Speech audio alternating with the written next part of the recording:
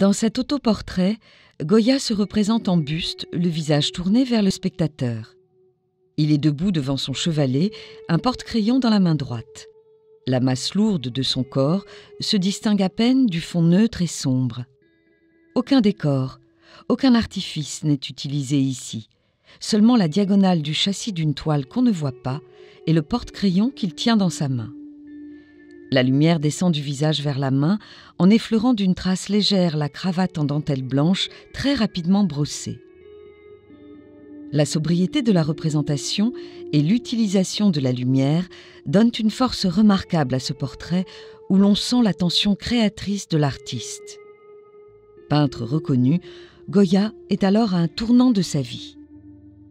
Il est reçu membre de la Real Academia de Bellas Artes de San Fernando à Madrid en 1780, ce qui lui permet d'obtenir des commandes pour des édifices publics et religieux. Goya ambitionne de devenir l'émule de Velázquez qu'il admire. Il aura en 1786 le privilège d'être nommé peintre du roi, puis en 1799, premier peintre de la Chambre du roi.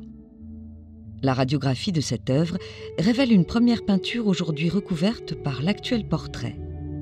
Goya s'est d'abord peint avec un bouquet de pinceaux à la main. Après réflexion, le peintre reprend son travail et se représente cette fois-ci avec un porte-crayon à la main. Goya veut laisser à la postérité l'image d'un maître dont on reconnaît le génie. Le génie de celui qui a l'idée, de celui qui dessine.